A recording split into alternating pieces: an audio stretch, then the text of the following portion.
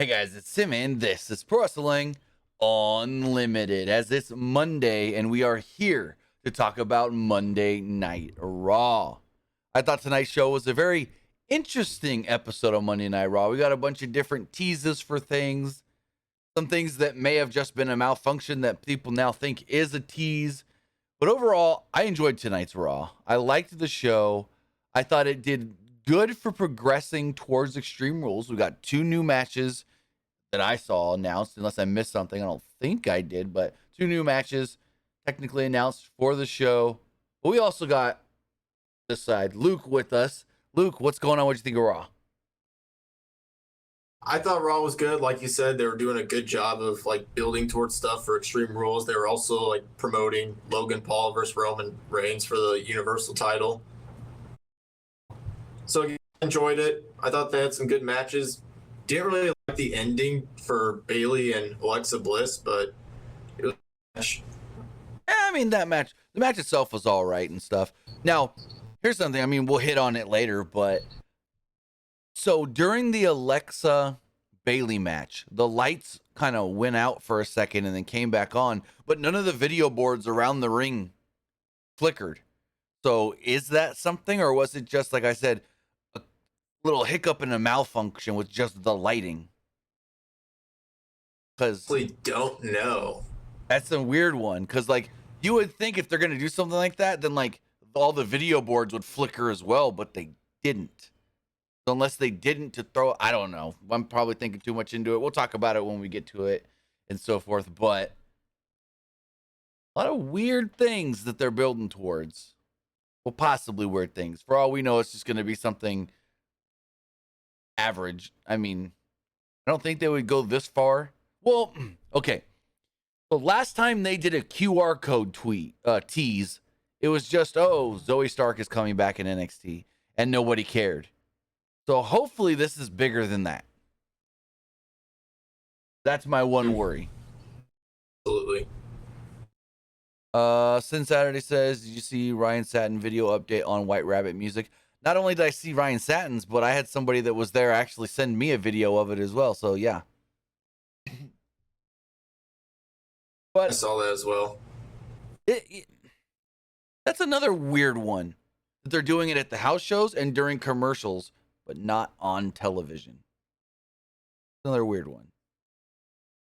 But with that, guys, I want to say thank you if you are watching live, twitch.tv/PW Unlimited, or if you're watching or listening later, whether that's youtube.com/Pro Wrestling Unlimited or podcast services all around the globe like Stitcher, Spotify, Google Pod, Apple Pod, Anchor, iHeartRadio, and so much more. Remember, if you are watching live on Twitch, you can help us out a couple of different ways. You can help us out by hitting that donate button down below or by donating Twitch bits in the live chat. Also, remember, you can help us out by subscribing to the channel one of two different ways. You can either subscribe with a tiered subscription, just like Cold Cuts KC recently did, or you can subscribe with Amazon Prime, like New Jeffrey. Remember, when you subscribe with Amazon Prime, sometimes it could be absolutely free to you because it doesn't even have to be your Amazon account. It can be anybody's Amazon account. You take that Amazon account, take that Twitch account, you link them together, bada bing, bada boom, your Prime Gaming. Prime Gaming gives you a lot of cool things like free games, free stuff for games, and they always give you one free subscription to any Twitch channel you want to subscribe to throughout the month, and I'd greatly appreciate it if you did that right here, Pro Wrestling Unlimited. Also, remember, if you're watching on YouTube, you can help us out over there by hitting that join button to become a channel member. As a channel member, you get early access to news, early access to podcast episodes, early access to non-news videos, and so much more. Also, remember, head over to the Epic Game Store. Head over to the Epic Game Store and buy something.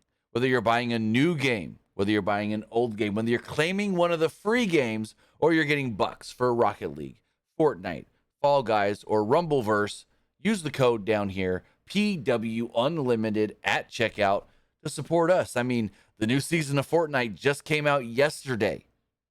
Chapter 3, Season 4. They got this whole big old thing with Chrome. I'm digging it. I've played it for a couple hours last night. You're going to get the Battle Pass. Then use this code right here, PW Unlimited, and it doesn't cost you anything extra to put that code in the item shop. Remember, use this code PWU Unlimited for all Epic Games and Epic Game Store purchases. With that, we've gotten on Monday Night Raw to talk about that kicked off with the United States Championship match. Bobby Lashley defending against Seth Rollins. The match itself went 20 minutes, and this was a very, very good opening contest. They also told us at the start of this match that Rey Mysterio will be teaming up with Matt Riddle tonight to take on the team of Finn Balor and Damian Priest of Judgment Day. But as far as this match goes, Rollins took control early on, but it didn't really last too long before Lashley ran him over outside, leading to a commercial break about 3 minutes in. Once we come back from the break, though, Rollins was in control. He ran Lashley's shoulder first into the post, and then Rollins worked over his arm and shoulder throughout the match. Rollins then hit consecutive suicide dives, but Lashley hoisted him up moments later and drove him into the ring post, leading to yet another commercial. Lashley then hit a Dominator for a 2 and a Flatliner for a 2 as well. Lashley tried for a superplex, but Rollins raked his eyes and hit a buckle bomb, followed by a frog splash for a 2. Rollins applied a crossface, but to no avail as Lashley followed it up with a power slam. Lashley went for a spear, but Rollins leapt over him and countered it into a pedigree for a very close near fall. I really liked that counter. That was a cool looking counter. I mean, he's done it before. I think he did it to Roman Reigns in the past, but it's never not cool jumping over the spear into a pedigree. Lashley then avoided a Phoenix Splash and a stomp before applying the Hurt Lock. Rollins countered it into a cradle for a 2, but Lashley held on to the hold. The referee was then knocked out briefly, so Rollins hit a low blow. Matt Riddle's music would then play, and he would run down to ringside. Now, Riddle didn't actually get involved, but he was there long enough to distract Seth Rollins. When Rollins turned around, he then got hit with a spear and pinned by Bobby Lashley, with Lashley retaining the U.S. title. I thought this match was good. And at first, you might think, outside interference. Yeah, WWE does that a lot. But I like the whole thing. It's kind of, we both said this last week that Riddle was probably going to get involved. But I like Riddle getting involved because it then basically was like, because the question was, how did they get to another Seth and Riddle match without it just seeming meh? Because Seth already beat him. Well, you have Riddle screw him out of the U.S. title. Now, Seth wants revenge, and Riddle gets the match he wants. I guess we could fast forward a little bit. They're not just going to do a match at the pay-per-view. They're doing the fight pit. Yes, the fight pit. Seth said, I'll take you on anywhere, anytime. Riddle said, well, so just to fast forward, they were brawling backstage about an hour or two later, and they get split up by referees and officials. And Seth's like, oh, you want to fight me again? You want to fight me again? Well, let's do it any place, anytime. Riddle then said, okay, Extreme Rules, but in the fight pit. And I'm like, oh, buddy, not the fight pit, because we've seen the fight pit a couple of times. And Riddle's the only man to be in every fight pit match so far that I can remember. So this is going to be an interesting one with Seth and Riddle in the fight pit. I think this could steal the show. I'm glad Seth didn't win the belt, because I think that Seth versus Riddle is like one of those matches where like you don't need to put a title in the match and have him fight for something. I think it's just like one of those like regular like rivalry matches. Yep. And another thing, go for it. What is the fight pit? Because I don't remember that. All right, let's pull it up on the screen. I'll show you guys. The fight pit was something they did in NXT. NXT fight. NXT fight pit. So they've done it twice, I think. I know they did Riddle versus Timothy Thatcher. And did they do it a second time or not? Now I'm almost thinking, okay, so I was wrong. Timothy Thatcher has been in both fight pits. Riddle's been in one. So they did Timothy Thatcher and Riddle, and they did Timothy Thatcher and Tommaso Ciampa. Let me, if I can pull this up on the screen. Whoops, that's the wrong button. So, as far as the fight pit goes, I'll pull up some pictures of it.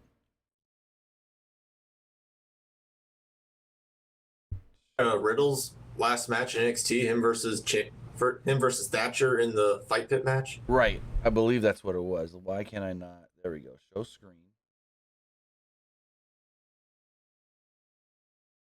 There we go. So this is the fight pit. Nope, that's not going to do it. I could probably just... Yeah, so this is the fight pit structure. Looks like a steel cage, but not quite a steel cage. But the cool thing about it is, as you see, well, that's not the picture that it was showing. Here, as you see here, you can. There's a, like I guess you could say a lip or whatever. There's a what's the word I'm trying to think of? There's a place to stand across. Surface. There you go. Yeah, that'll work. There's a surface along the top where the wrestlers can also fight. And as you see here, Riddle's here. He did a floating bro off the top rope to Thatcher. Also, if you can't tell, Kurt Angle's the special guest referee for this match. But like in this match, they were fighting up there. This was Thatcher and Ciampa. Thatcher suplex Ciampa right on top of it. So really cool. I mean, it's basically a cage match with slight MMA rules, I guess you can say. But for the most part, it's a cool variation of things that we normally see. Like, we see cage matches all the time, but you've only seen the fight pit twice. You've only seen the fight pit twice. I can't remember if there's any, like, special rules to the fight pit. Let me see. Because, And, like, I don't think you can leave the cage during a fight pit, can you? I don't think so. Here we go. Let's see if this one tells me the rules of the fight pit.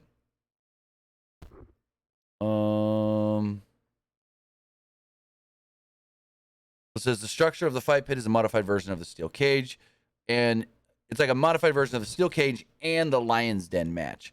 Instead of ropes, the buckle. Okay, here we go. This is the difference. Instead of ropes and the turnbuckles, the ring is just the fight pit. It's just the cage. There's no ropes. Because the highest point of the structure is, that's what they call it, the catwalk around the top. And there's metal railings around that as well to keep you enclosed in. The fight pit match can only be won via submission or technical knockout. No option for pinfall. That's what it was. I knew there was a special way to win, but I couldn't remember. So that's the fight pit. You have to either submit or knock out your opponent. Cool. Balor says it's also like scaffolding. Yeah, scaffolding. As we move forward, got a Chrysler 300 limo pulling up, and it's none other than Damage Control, Bayley and the WWE Women's Tag Team Champions. They then plugged Survivor Series, which is now Survivor Series War Games. If you guys didn't see that news this morning, Triple H did an interview with The Ringer and told them, hey, War Games is coming back, but it's not NXT. It's coming back for the main roster. It's coming back as part of Survivor Series. And Triple H confirmed he is using War Games. There will be one men's and one women's. And this is all about storyline. It is no longer, at least for these two matches, the big matches of Survivor Series is no longer Team Raw versus Team SmackDown. That's not a thing with Triple H anymore. He said, we are not doing this for Raw versus SmackDown. We are doing this for storyline purposes to get back to what Survivor Series really is.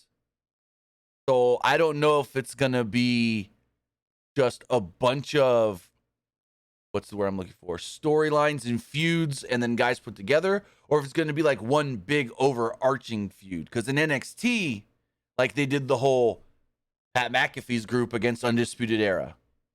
Those are guys already together fighting each other. So as we've seen in the past for Survivor Series, it's a lot of, Sheamus is feuding with Kofi Kingston right now. So he's also going to team with, trying to think of ones he's also going to team with Jericho, who's feuding with CM Punk, who's now on Kofi's team, and stuff like that. So I don't know if it's going to be actual like teams coming together or just random people getting put together because they need to for feuds and stuff like they did in the past with Survivor Series.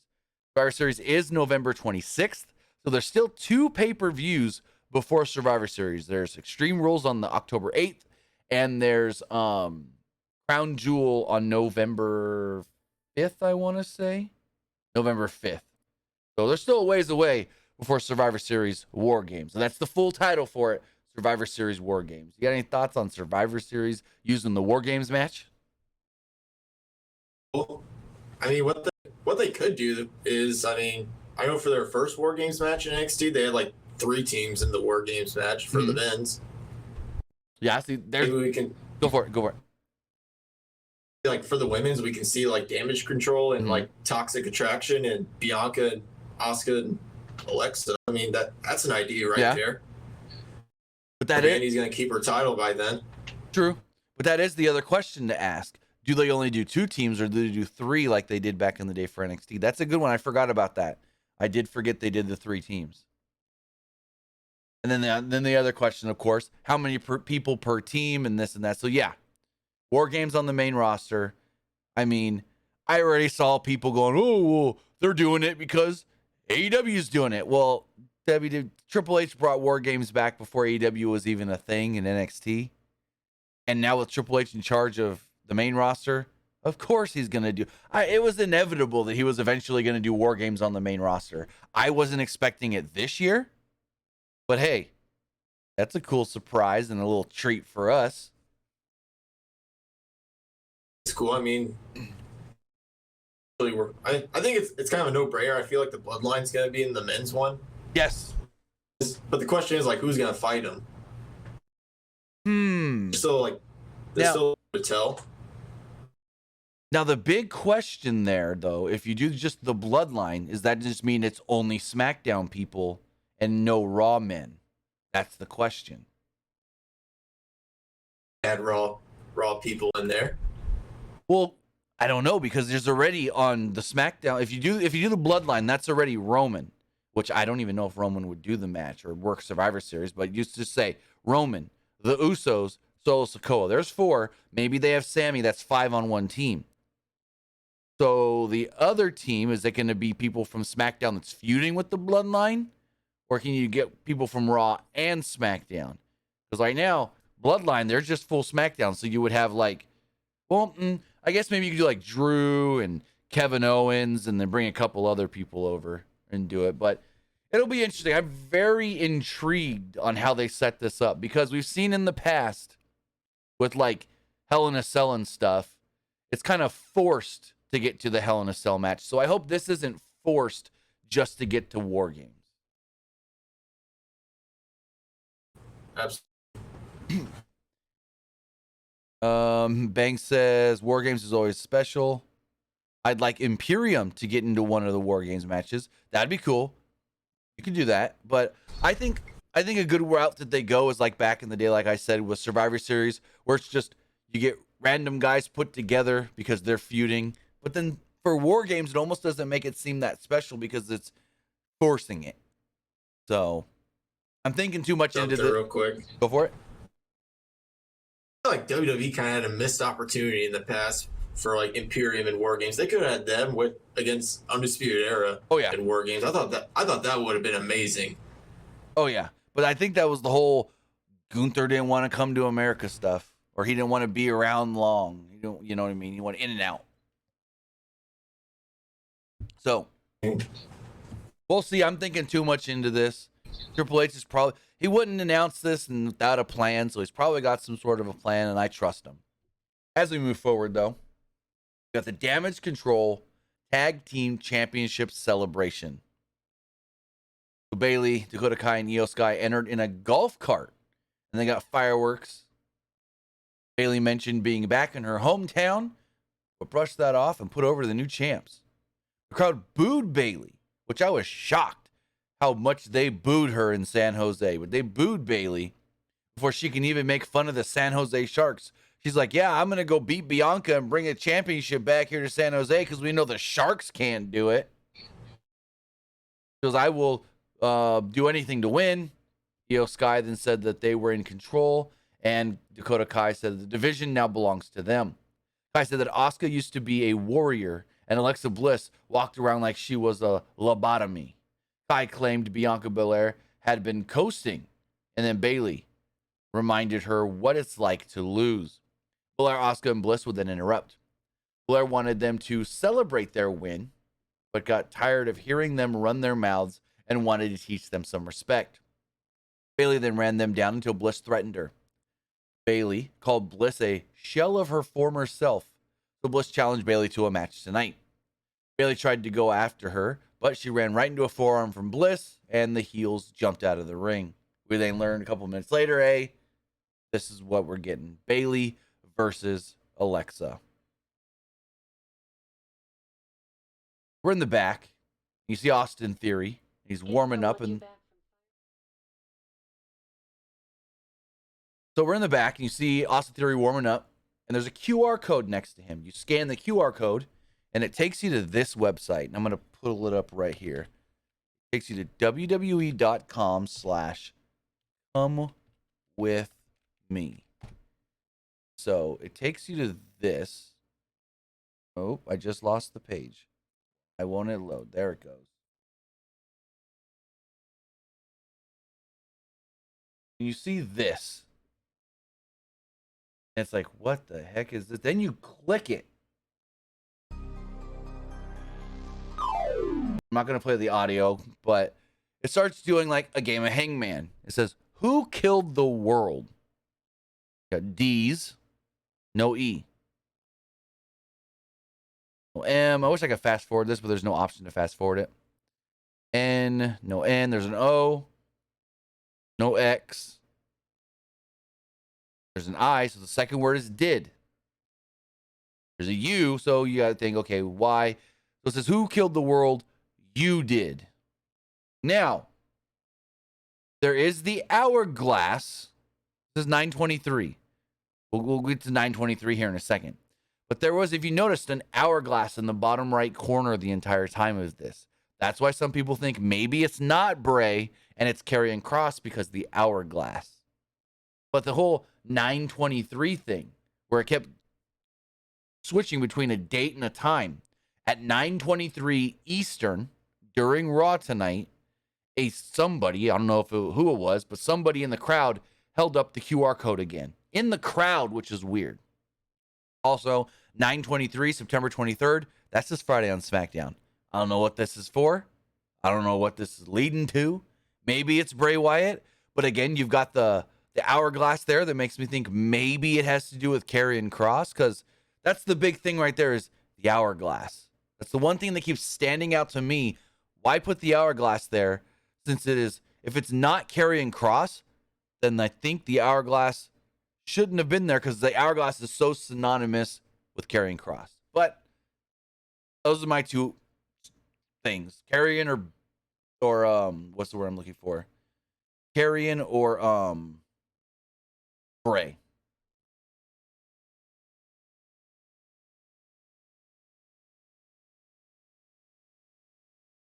Right?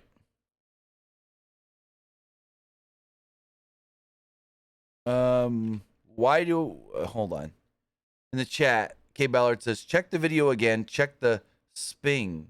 Are you trying to say spelling? Spelling of what? Because it says at the beginning of the video, feed your head. But spelling of what though? Let me know what you mean. The spelling spells demon. What demon? What do you mean? What spelling? The spelling of what spells demon? The spells you did. I don't know where you're getting demon from though, K Ballard. Do you see demon anywhere? I don't. He says the way the letters are chosen. All right, let's go through it again really fast. Let's just see D, E, M, O, N. So that is demon. Then there's an X and an I. And then the UY. I mean, demon could be something, but I don't know. I mean, there's obviously a reasoning for the order of them picking the letters. Because it's somebody that's works in video production. You're not just picking those letters randomly, especially to spell something like. So there might be something with that word demon. I didn't catch that. Because, again, when you're creating a video like this for something, you're not necessarily going to be that random with the letters ish. So maybe spelling demon is something. I don't know. Good catch, though. Yeah, Bang says the same thing. Good catch with the demon thing. But as we move forward, it was Kevin Owens versus Austin Theory in a just short of 13-minute match. Theory attacks Owens during his entrance and tossed him right into the barricade. Owens laughed at the referee for asking him if he wanted to fight, and he said, "Yeah, let's go." Bell rings. Owens was in control, though, until Theory gave him a neckbreaker off the apron to the outside, which led to the break 2 minutes in. They wrestled back and forth after the break, and Theory blocked both a powerbomb and a stunner attempt, but Owens hit him with a super kick and a swanton for a 2. They then battled on the top rope until Owens missed a double jump moonsault, and Theory hit a rolling neckbreaker for a 2. Theory followed this up with another neckbreaker for a 2. Then Gargano would appear. Johnny Gargano basically tried to take Theory's briefcase. It distracted him long enough for Owens to hit him with a super kick. He followed this up with a cannonball and a pop-up powerbomb to pick up the victory. There we go. Kevin Owens defeats Austin Theory, and we get more Austin Theory Gargano. Johnny jumps into the ring.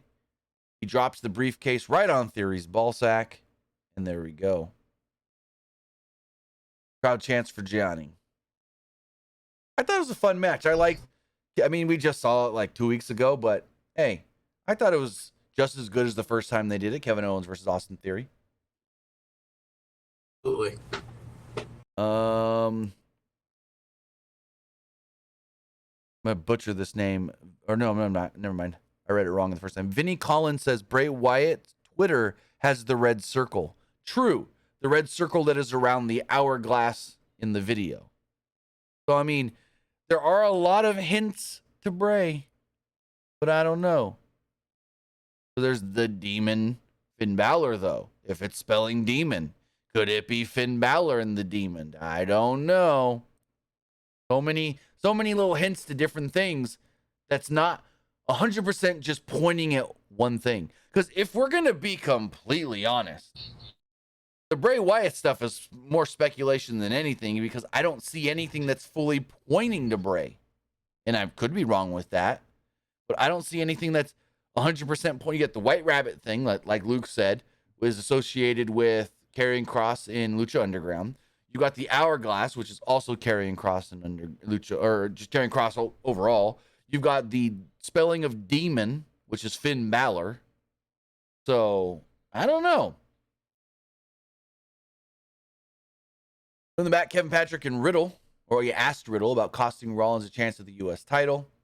Riddle said that he gave Rollins some payback, and he would hunt him down every night until he got his rematch. Kevin Patrick said, "Well, that's going to make you very busy, and you're already busy tonight. He's going to take on Judgment Day with Rey Mysterio." He said that he's going to look to help Rey get some vengeance. He said Finn Balor and Damian Priest used to be cool, but now they look like the goth kids from South Park. They showed us George Kittle of the San Francisco 49ers at ringside. They then played a video package hyping up Roman Reigns versus Logan Paul at Crown Jewel. So, did you watch the press conference at all? Watched bits and pieces of it. What did you think of what you saw?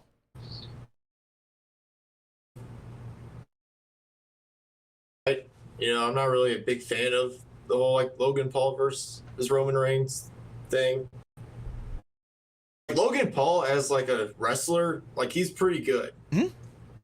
Gotten pretty good, but as an actual person, I can't stand the guy. So the interesting thing with all of this is Logan Paul's the babyface? What?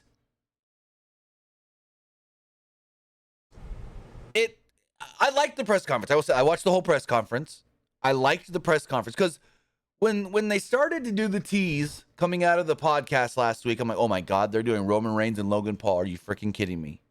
And then they did it on SmackDown and they teased it and they said press conference on Friday and this and that. And I'm like, okay, let's see how this is. But the press conference worked for me. Like, it got me to be like, all right, I'm intrigued. They've got a little over a month and a half or so, but I'm interested. I mean, Roman's going to win. He's not losing the title to Logan Paul, but I'm interested because the press conference actually worked for me and got me more interested than just we'll see how it goes. Now it's I'm interested in seeing how it goes. And the press conference, they had a good mix of, I guess you could say, fans there, because there were Logan Paul fans at the press conference. There were Logan Paul haters at the press conference. There were people that liked Roman Reigns at the press conference. And so I think they need to do this more often, whether it's for something at big pay-per-views like a Saudi show, Crown Jewel. I think at least they need to bring this press conference thing back for WrestleMania. Like a week or two before WrestleMania every year, hold the press conference just to be like, hey, WrestleMania, just like the UFC does. Hey, our next big pay-per-view is 2 weeks away. This person's facing this person. This person's facing this person. Media, you want to ask them any questions? I think they need to do that, at least for WrestleMania. The last time I believe, and I could be wrong here, but the last time I think they did a pre-WrestleMania press conference to hype the show and not just to announce the location was WrestleMania 30. They did it at the Hard Rock in New York. I think that's the last time they actually did the press conference to build up the show. So I'm interested in the press conference thing. It's different. And people go, well, the AEW's got press conferences after the pay-per-view. Okay, but this is different because this is before the pay-per-view. So I'm intrigued with the whole Roman Logan Paul thing. And I'm intrigued to see if Triple H goes further with doing more press conferences. Also, I want to know how much and we may never know this, but how much were Roman and Logan Paul scripted for the press conference? And how much were they allowed to just go off and say stuff? Because also, they were just taking random questions, to my knowledge. They weren't like planted questions. So they couldn't have been too scripted to answer the questions. Or some of them had to be like questions. Mm-hmm. There was like some stuff they could like answer like certain questions that maybe they were expecting. Right. Overall, I feel like everyone kind of had to like say their own thing. Mm-hmm. It seemed very non-overly scripted, which I liked. It seemed very, what's the word I'm looking for? Not genuine, but it felt real in a way. Like when Roman shoved Logan Paul, he almost got a look on his face. I don't know if maybe he was just acting here, but when he shoved Logan got a look of either I wasn't expecting the shove or I was expecting the shove, but not that hard. Because Logan got a look of, oh crap, on his face that wasn't like acting. It was a, oh crap, what the hell was that kind of look when Roman shoved him. Ridge Holland and Butch came down to the ring. Holland said that he and the Bruiser are going to win the SmackDown or the WWE Tag Team titles this week on SmackDown, and that Sheamus isn't there because he's already out planning their victory party. Street Profits would then interrupt. Montez Ford said the Brawling Brutes might have beaten a bunch of teams on Friday, but they didn't beat them. And then the line that popped me from Montez Ford was, hold on, I have it written on my Twitter. I didn't write it in my notes for some reason, though. He said, it actually made me laugh out loud. He said, settle his butchy ass down. Speaking of Butch, that got me. That made me laugh. I like that one. Just the way he delivered it and randomly said it. And settle his butchy ass down. So the two teams start going at it. Well, kinda. They're on the mics and whatnot. And they're like, hey, if we were in the tag team match last week, you guys wouldn't be getting this title shot because we would have won. Butch then whipped his jacket at Angelo Dawkins. So Ford told him, that's when he told him to settle his bushy ass down. Ford then challenged them to a match. The Brawling Brutes accepted. And we got a 15-minute match between the Brawling Brutes and the Street Profits. Again, another really good match. All the matches, like, were really, like, good action tonight. Which is, for a WWE show, you always have like one lame duck match here and there. But I felt like every match tonight was actually really good. And this match, I wouldn't say it was the best match of the night, but I could say maybe the second best match after the U.S. title match. Definitely agree with that. So Holland and Butch did a double team version of Sheamus's beats of the Bowdrin early on Ford. The Brutes worked over Ford till they got to the break. After the break, Ford did make the hot tag. Dawkins hit Holland with a clothesline and a spinning back elbow, a spinning stinger splash, and an enziguri and a silencer for a 2. Butch made a blind tag and kicked Dawkins in the mouth, but Ford broke up the pin. Butch applied a triangle choke, but Dawkins hoisted him up into the position for Ford to hit the double team blockbuster, which the crowd popped big for. Oh, that's another thing I got to say. Great crowd tonight in San Jose. So Dawkins sent Holland out of the ring with a running shoulder tackle, and Ford followed this up with a flip dive. The Street Profits then tried a double team move, but Butch wrenched Ford's fingers, which caused him to fall to the outside. Holland then gave Dawkins a power slam after Butch kicked him in the head, and the Brawling Brutes pick up the victory. Correct team won here. I know a lot of people were probably going, oh, Street Profits. Yeah, let the Street Profits win. No. Brawling Brutes going for them tag titles on Friday. They had to have the momentum. They pick up the win. I thought it was a really good match, and the right team did win. And also, I mean, I could be wrong on this. I mean, the Street Profits, you know, I think they're probably one of those teams where if you beat them, it won't affect them that much.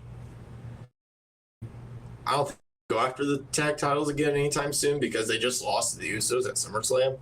And Money in the Bank twice. So it's okay for them to lose tonight. Yeah. I mean, it won't affect them that much. Not at all. Not in the least bit. Sarah Schreiber interviewed Rey Mysterio in the back. Rey risked that he knew what Dominic was feeling previous to all of this because he could have prevented him from joining Judgment Day if he just knew what was bugging Dom. He said that Edge was out, but he wouldn't be out for long. Rey looked right into the camera and got serious and told Dom that everything he did was for him. He wanted Dom to have the life he never did and to give him a chance to carry on the Mysterio legacy, if that's something he wanted to do. Rey said that he was down, but Riddle approached him and cheered him up. But they had Chad Gable and Otis, where they warned Gargano that Theory would always have the numbers game over him because they have his back. Owens showed up and informed Alpha Academy that he's got Gargano's back, which, yes, he does, because they were a group back in the day on the Indies. They were a tag team, and a phenomenal one at that. Gable then challenged them to a tag team match next week. Owens said he was happy to accept because he enjoyed beating up Chad Gable. He answered Gable's challenge a few weeks ago in Toronto, his hometown, or his home country, and they'd be in Edmonton, Canada next week. Gable tried to push the match to Minnesota in a couple of weeks, but Owens was like, nope. You already said next week. You're too late. We're doing it next week. Gable was about to shush them, but then Gargano beat him to it. Again, Owens and Gable going back and forth. Phenomenal. I think this match is going to be great next week. I think this is going to be such a good tag team match. Now, I don't know if you go the route of making Gargano and Owens an actual tag team on the main roster. But I mean, I'm not against them doing tags together here and there. Owens was part of a lot of groups on the Indies. True. I mean, he was in the Mount Rushmore with the Young Bucks and Adam Cole and all that. And so, I mean, yeah, he's had a lot of different tag team partners. He teamed with Sami Zayn. Then you also got, Gargano and Ciampa, DIY. People really want to see that again. And also, their name on the Indies was the Panda Express. The Steen and Gargano Panda Express. The Judgment Day were in the ring and they cut a promo. Rhea Ripley said that they took out everyone in front of them last week because they run Monday Night Raw. Nobody would stop them now, and they had Dominic, who was all man. Balor called Dom a brave man who stood up to his father. Crowd just starts booing super loud, like, holy crap. Priest said that Dom no longer stood in anybody's shadow and proved by facing Edge one-on-one last week that is the case. Yeah, you got your ass beat by Edge. That's what happened, though. Now, Dom was standing with them, while Edge wasn't standing well at all. Ripley then told Dom, quote, Poppy is very proud of you. Dominic then grabbed the mic, and the crowd got louder to where Dom was speaking into the microphone, and you couldn't even, or could barely hear what he was saying. The other members of Judgment Day tried to tell the crowd to shut up, and they just kept getting louder and louder. Dom called Judgment Day his real family. And the louder the crowd got, you could see Dom kept getting this like smile on his face, going like what, I don't know, I don't want to think for him, but he kept getting this smile on his face like, it's working. What we're doing is working. So Judgment Day ended up saying, you know what? Before we do anything else, we need a family photo. Hey, you with the camera at ringside, take our picture. So they posed in the middle of the ring for a, quote, family photo.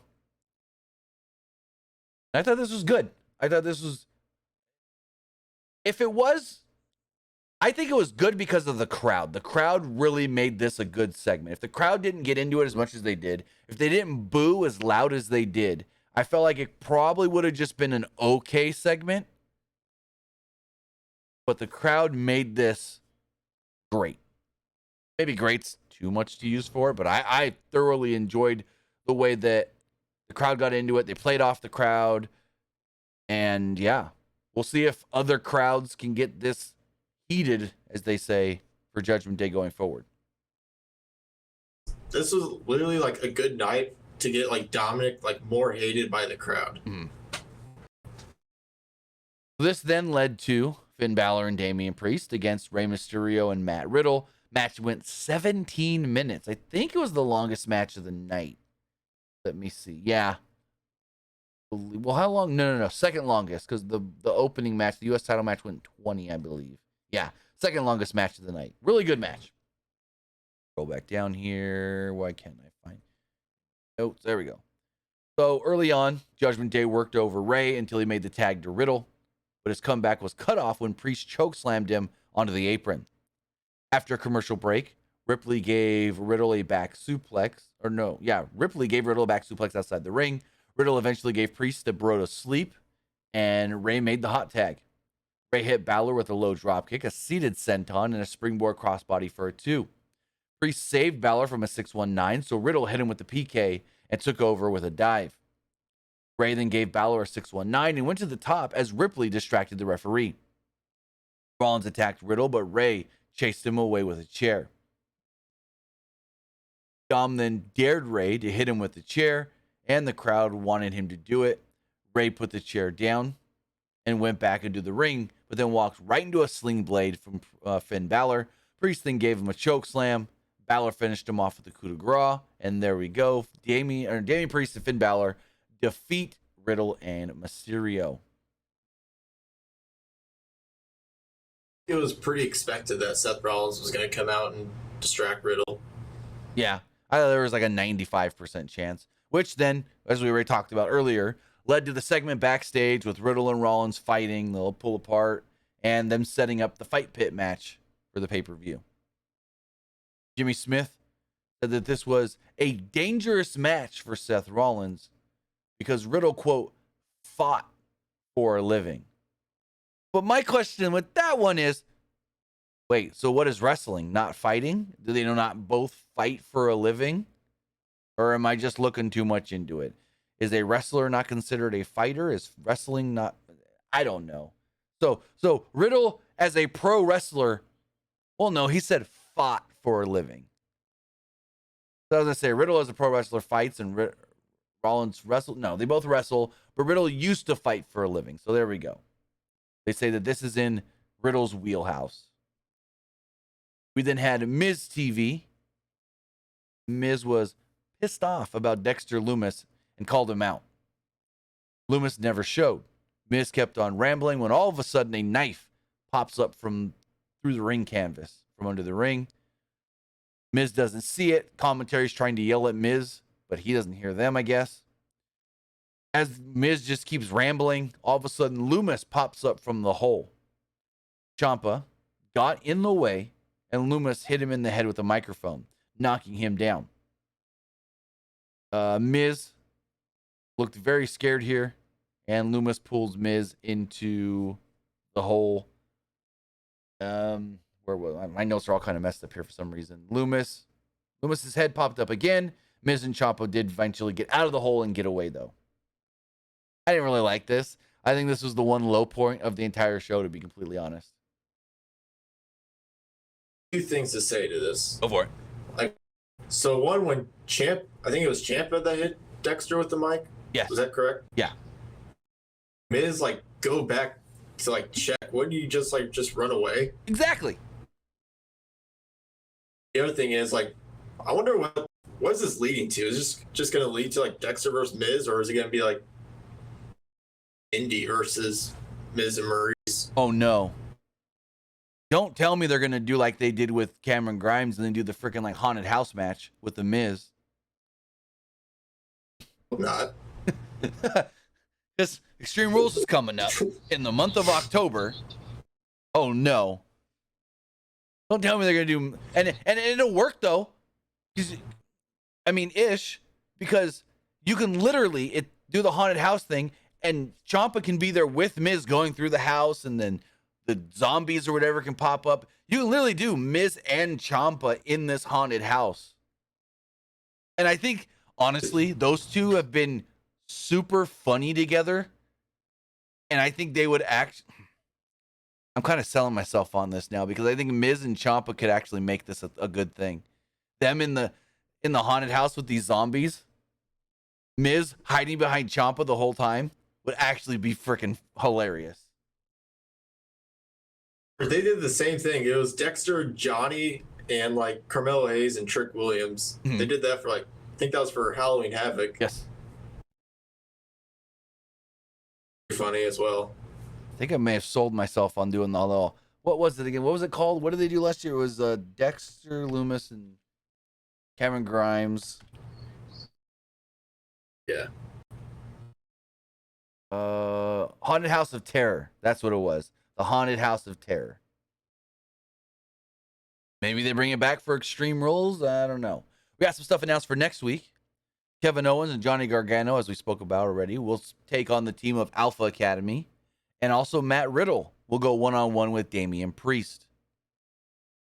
We're in the back with Judgment Day, and they're talking and whatnot. Ripley said that it's time to go celebrate. And Dominic gets this really concerned look on his face. He's like, I don't know, guys. I might need to go check on my dad. And then he looks right at the camera. He looks at the other people and goes, no, let's go celebrate. I've always heard of the stories that Damian Priest is great going out and partying. I need to experience that. So they want to go have a Damian Priest party night. And as they go to walk off, Finn stops them. And he's like, you guys go. I need to go take care of something really fast. And he walks up on AJ Styles, who we haven't seen in a while. AJ's been gone for a little while. Balor asked Styles if he's been ducking him because they haven't spoken in weeks. Styles said that they haven't spoken since Balor joined Judgment Day, and he turned his back on him. Balor said, no. Yes, I joined Judgment Day, but I've never turned my back on you. He's like, we go back, way back. We've got history, and I will always have your back. Styles was like, oh, so what? You want me to join Judgment Day or something? I'm not interested. I'm not interested at all. Balor asked Styles if he was looking for a fight, and they got in each other's faces. Balor quickly laughed off and gave Styles a hug because they were boys.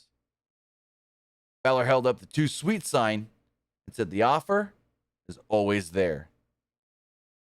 Now, one thing that I've been thinking of is the Good Brothers are no longer under contract to Impact Wrestling. They are committed to New Japan throughout the end of the year. But who tried super hard back in 2019 to keep the Good Brothers from leaving and going to AEW? Do you remember this story? Was it? Say it again, you cut out. Triple H. So the story goes, the Good Brothers contracts were about to expire. WWE was touring Japan. Triple H pulls both Carl Anderson and Luke Gallows, or Doc Gallows, they're going to call him, into the locker room and goes, we don't want you guys going anywhere. At least I don't. We're going to give you these big money contracts. We're going to up your pay, and we're going to take care of you and your family. And we learned eventually it was $750,000 each a year. And he's like, apparently Triple H pitched to them that if you leave and go to the other company, who's to say they're going to be around in 3 to 4 years? We're always going to be here. We can keep you guys stable for your families and this and that and da-da-da. And Triple H sold them on staying, and then 6 months later, Vince fired them. But Triple H basically fought to keep them the first time, like to re-sign them. So I would not be shocked if now that they're free agents, Triple H does not fight to re-sign them and bring them back to WWE. See it, but at the same time, I think they would both be like, hey, just let us work with New Japan for the rest of the year, then maybe we'll think about it. Well, yeah. I mean, they have to at least finish up with New Japan because Carl's the never open weight champion. The word going around is that they're going to work Wrestle Kingdom, and then they're not obligated anything past Wrestle Kingdom January 4th and 5th. Podcast still on hold as well? Yes, that's another interesting one. Their podcast is on hold. Why would you put your podcast on? I mean, it's interesting that they put their podcast on hold so early, but the first thing I thought when they put the podcast on hold was, oh, they're going to WWE. That was the first thing I thought. Because, I mean, either WWE tries to bring their podcast in-house, or they just don't do it while they're with WWE. So, Magmore says they don't even like Triple H. They made it sound like they weren't sure. No, it's not that they don't like Triple H. It's just that WWE or Triple H sold them on security. Sold them on, we're going to help take care of you and your family with this new, raise in your contracts. And when they got fired 6 months later, they felt shafted a little bit. They felt disrespected. They felt like maybe they should have left. It's a whole thing. But honestly, it wasn't really a Triple H move, though. It wasn't. Triple H, as we learned with Samoa Joe, Triple H didn't know who was being fired till it was announced.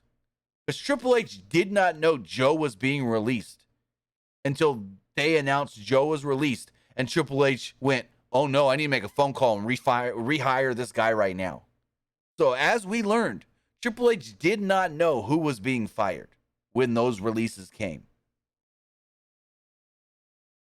As we move forward to our main event of the night, we had Bayley taking on Alexa Bliss in a 15-minute match. I thought the match was really good. Byron Saxton reminded us that Bliss beat Bayley in this same building 5 years ago to win her first women's championship.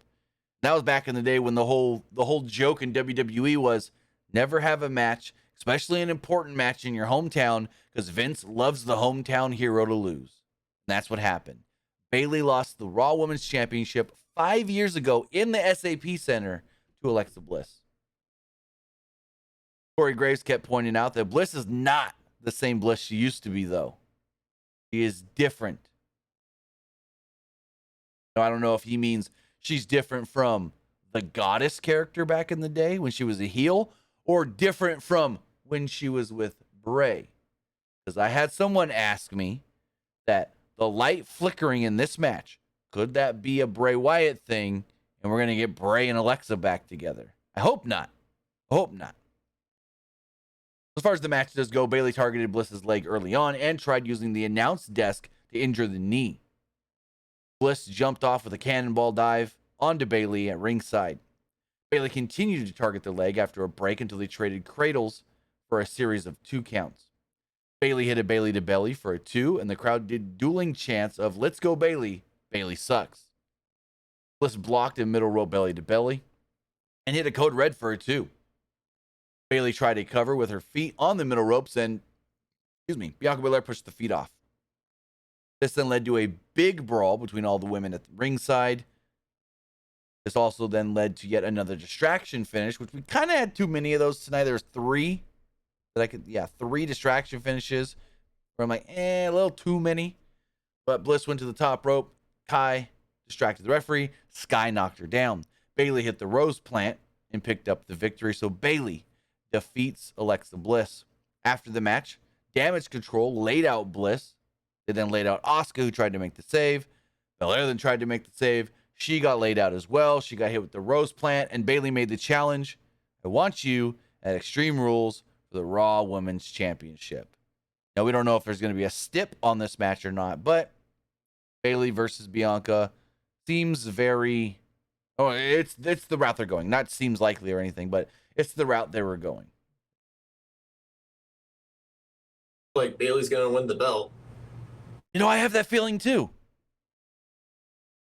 They're going all in with Damage Control. They already got the tag titles on Dakota and Io, so I feel like all they got to do now is just put the women's belt on Bayley. Yes, put that belt on Bayley. I almost would be disappointed if Bayley doesn't win it. But then also, here's the thing. You put the belt on Bayley, and then you can, for the next however minute, you put the belt on Bayley.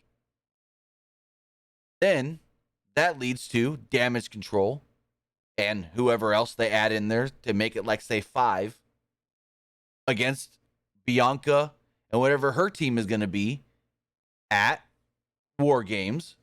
And then maybe Bianca pins Bayley in War Games. Title not on the line, but she pins Bayley like Bayley pinned her in the 6 woman, which then leads to Bianca getting her rematch and getting the title shot at day 1, I guess you would say.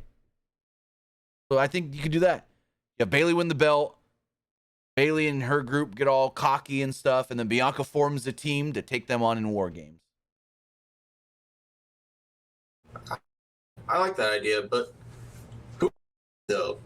In that, well, Alexa. Well, if they're adding a new member, so if you're because I don't think they would just do 3-on-3 for War Games, but you can do the damage.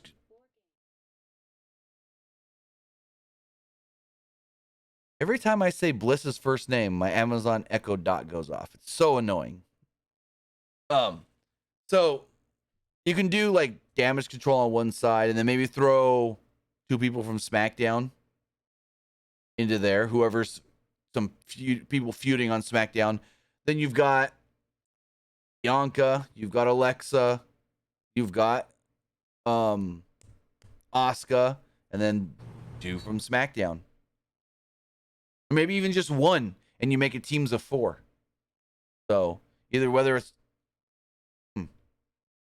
no, I would say, okay, maybe you can do Bianca, Bliss, Asuka, Liv Morgan, Damage Control, and whoever Liv is feuding with.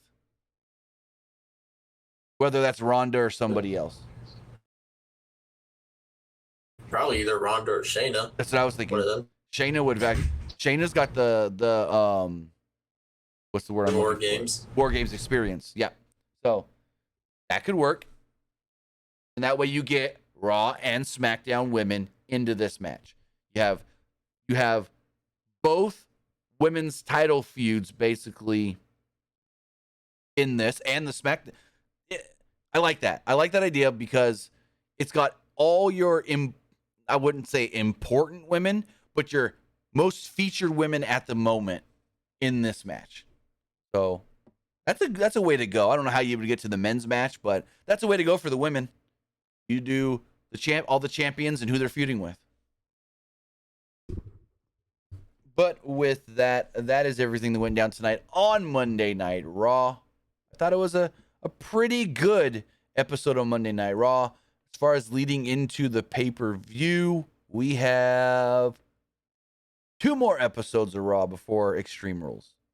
Remember, guys, if you want to be part of the show, you can do so by texting in to 510-906-1341. Again, remember, that's 510-906-1341. But before we get into that, crap, I forgot the Twitch poll again. Oh, well. We'll check the other 2 polls, though. As far as the Twitter poll does go, refresh that really fast. Twitter poll. 64% liked tonight's Raw, 30% thought it was just all right, and 5% did not like Raw. As we check the YouTube community poll, over 1,000 votes on that one. We've got 73% liked the show, 21% thought it was just all right, and 5% did not like it. So both polls pretty even, pretty equal, I mean. A couple of comments here. This one says it was a good show tonight. This one said the show was okay. This verse says, only thing I don't like is Seth and Rollins are still fighting. Hey, we're getting the fight pit, so I'm all for it. Person asks, where's Veer? We need Veer. Another person says, Monday Night Raw I really enjoyed. And another one says, this year will be remembered. What? Someone's saying that this could be the worst Survivor Series in the last 20 years. No, not with adding War Games. Not at all. No way. How are you going to say this is a bad Survivor Series? Well, first off, it hasn't even happened.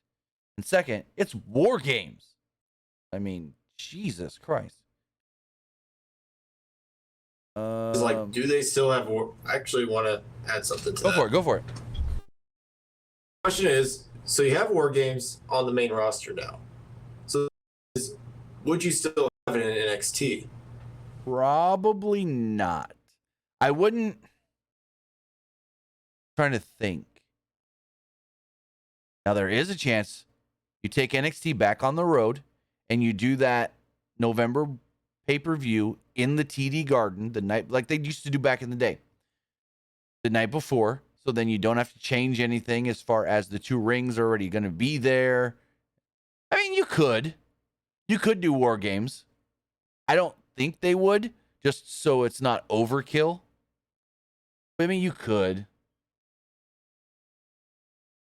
The reason why they had War Games like in NXT is, you know, they always had the Undisputed Era there. I feel like this year, you know, they don't really have any like big factors other than like Toxic Attraction. Right. Who could you put in that War Games match? Well, I mean, the one we saw last year was NXT Black and Gold versus NXT 2.0. Well, we don't have that anymore.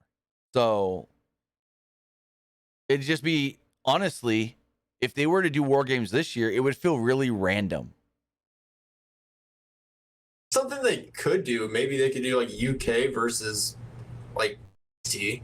They could, but damn, that would have worked for Worlds Collide.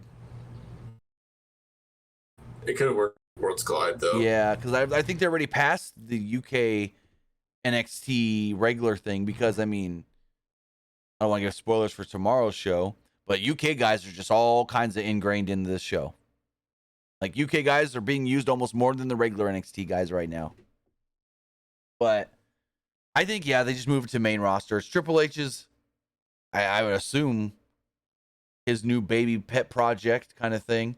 And the other question is, do they change anything as far as the cage does go for the main roster? Or do they do... So there's two questions you can ask here.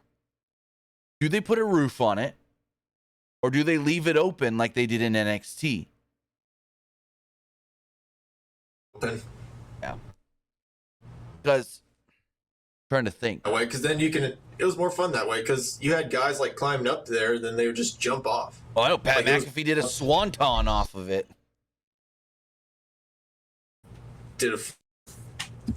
Oh, that was really cool. Right? I think Ricochet did a 630 off of it once. Just don't even proof. I mean, you can do so much with it. You can have like one of the Usos jump off. Right? I mean, the dynamic of the roof, like we've seen in AEW, Blood and Guts, and in Hell in a Cell matches, it's always cool seeing people fight on the top of it. But then, like you said, it's also really cool to see people jumping off of it back into the ring. As a offensive move, not just getting thrown off like Sammy Guevara did this year. But, yeah, that is... I don't think he'll change. If Triple H's whole vision was to not have the roof in NXT, I don't see him changing it for the main roster. The only thing I could see him changing is maybe making it taller. But even at that, I don't know. This text message here says, you see Logan Paul winning the Undisputed... I don't even have to read the rest of this. No, I don't see Logan Paul winning the title. No. This person says, nope, I'm not going to read this one. This person keeps sending the same text message on a report that I've never heard or read anywhere, so I'm not even going to acknowledge it because I don't have any info on it, and I don't know what random-ass website you got it from. Person says, before Clash at the Castle, is it true that Bianca hadn't been pinned in over 300 days? Yes. Person also says, also, I thought Fight Pit was Timothy Thatcher's gimmick. Hey, Timothy Thatcher's gone. It could be anybody's gimmick. It's a WWE match. Anybody can do it. That's like saying, oh, Hell in a Cell was made for The Undertaker. Yet, I think Triple H has been in just as many Hell in a Cell matches as Undertaker. So as we go forward, text message here says, do you agree that Dominic should take the Mysterio out of his name to really separate himself from Rey? Or do you think he is conflicted and could betray the Judgment Day? So I don't think he should take the Mysterio name out of there. No. And I don't think he's conflicted at all. No. I think you just keep going where you're going because it worked tonight. I mean, we saw it worked tonight. And last text message says, go for it. With Dominic and Judgment Day, I mean, they changed his look, they changed his theme song. Like, they're actually like going all in with Dominic and Judgment Day, and it's working tonight. I mean, the crowd's like really going into it. Yeah, and I mean, what are you gonna change his name to? Just Dominic? Well, that's a very bland name. Final text message here says, I think the White Rabbit is Ramblin' Rabbit from the Funhouse. I think that Bray Wyatt will return, but not on SmackDown this Friday. It would make more sense for him to come back and help Alexa start winning matches consistently and being herself again. And going back to her, no, I don't think they do the whole make Alexa Bliss normal again just to bring Bray back. Now, granted, when they did the whole make Alexa normal again, there was no plans to bring Bray back. Vince was still in charge. I don't want them to do the Alexa Bray stuff again. I didn't like it before. I thought it worked all right, but it was just all right. And I don't think we need any more just all right stuff on these shows right now. They just changed Alexa Bliss back. I mean, yeah, she still has Lily, but sense. I mean, yeah, no. She's already like in a feud right now, so it would make sense for her to like just randomly just go back to Bray. Plus, if they have her go back to Bray, then her teaming up and doing all this stuff with Asuka and Bianca would be for nothing and make no sense anymore because she wouldn't be with them. Technically, she'd jump to the other side and be more likely to team up with Bayley. If Bayley's a heel, she'd be a heel. But with that, that's all we got. Those are all the text messages. That's everything for tonight's show. I do want to say thank you if you did watch us live, twitch.tv/PW Unlimited, or if you listened or watched later, whether that's on youtube.com/Pro Wrestling Unlimited or podcast services all around the globe like Stitcher, Spotify, Google Pod, Apple Pod, Anchor, iHeartRadio, and so much more. We'll be back on Wednesday for the AEW Dynamite Grand Slam review. Well, that should be a really fun one. We got a world title match and a bunch of other stuff announced. But Luke, tell them where they can find you. Me over at Twitter at Petke_21, and you can also find me over at Twitch at the Luke Petke. Awesome. Remember to follow us everywhere at PW Unlimited. So with that, guys, have a great night, and we'll see you next time. Have a good one, guys.